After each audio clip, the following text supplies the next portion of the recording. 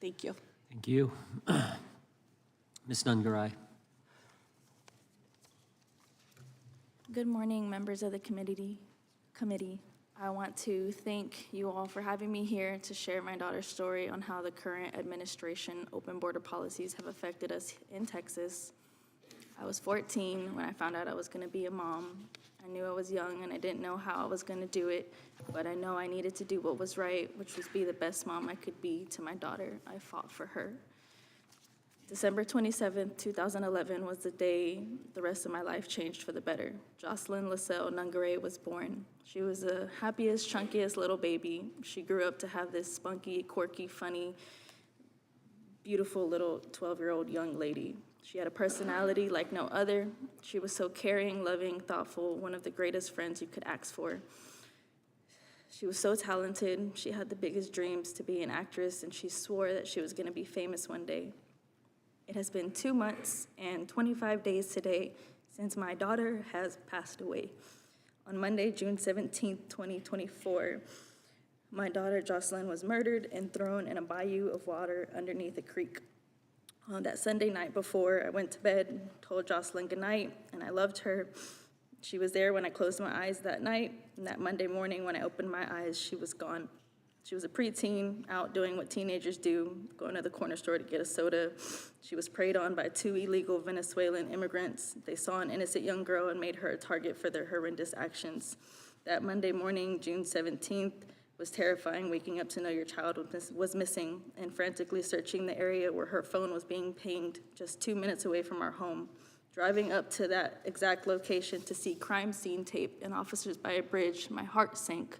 I ran out of the car to the officers. I explained I woke up to my daughter missing and I don't know where she is, but her phone was pinging right where we were. They said they hadn't seen anything and they would let me know. Within 45 minutes, I received a phone call from a sergeant asking me to come downtown to discuss her whereabouts. I'm still hanging on the hope that my 12-year-old daughter is still somewhere out there. They bring me to the floor labeled Homicide Division.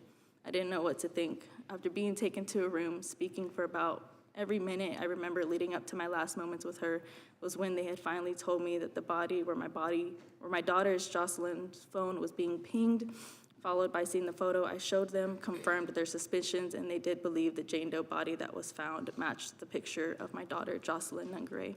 My heart shattered. I couldn't believe what was just told to me. A day after being told about my daughter, I was told they were going to need to release pictures of the illegal immigrants and my daughter from footage to the local news stations to help find who murdered my daughter, Jocelyn. They proceeded to tell me how my daughter was murdered. She was strangled to death. She had no clothing from the waist down. Her hands and her ankles were tied and thrown under the bridge of water like she was nothing but garbage. The community of Houston was the biggest support. Just 24 hours for them to be found, arrested, and charged with capital murder.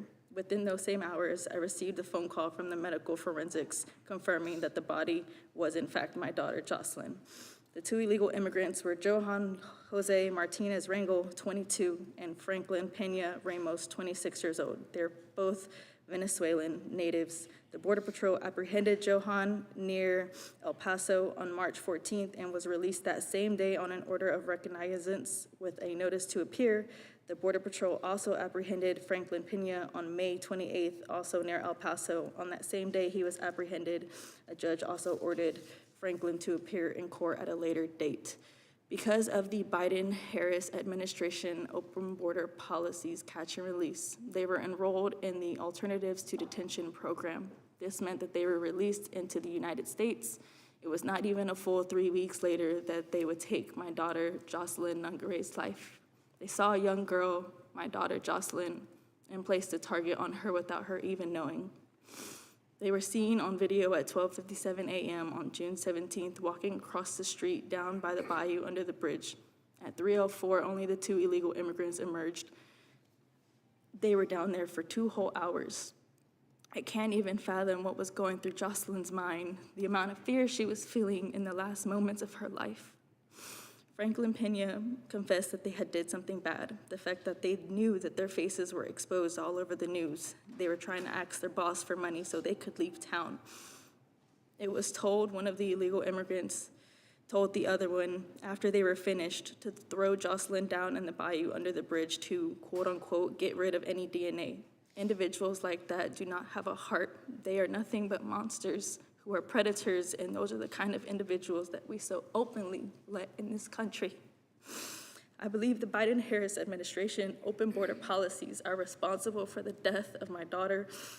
The program of the 2 illegal immigrants were enrolled to failed my daughter. I'm here to use my voice and raise awareness of how broken our country has become with these open border policies. My daughter should have been able to safely walk across to the store knowing that she was going to make it home. In regard to our open border failed policies, I have been working closely with Senator Ted Cruz to push the Justice for Jocelyn Act of 2024, which would require ICE to fill every single open detention center bed before releasing immigrants who entered the country illegally, and to have GPS monitoring tracking for certain immigrants with strict curfew hours, restricting them from being able to be out all hours of the night, and immediately be deported with whose violates the terms of their release. My daughter, Jocelyn Nungaray, was 12 years old. She was an innocent kid doing kid things. She did not deserve to have her life ripped away from her and our family. She had her entire life ahead of her. Because of these open border policies, I'll never get to see her start high school, go off to prom, walk down the aisle, get married, or have her own kids, or ever reach her full dreams. All of it's gone. I now and forever will continuously be her voice, and I will not stop fighting for Jocelyn. I come to you all as a grieving mother to please help make this country make a change for the greater good. This country needs to make a change. We need to properly secure our borders. We need to be able to have that security knowing we are safe in our own country. And most importantly, we need to protect our children. They are supposed to be our future. Thank you so much for your time and for the extra time. Thank you. Thank you. God bless you. We're going to take a recess. Back here, we'll have something to drink for you. Lunch will be coming at some point.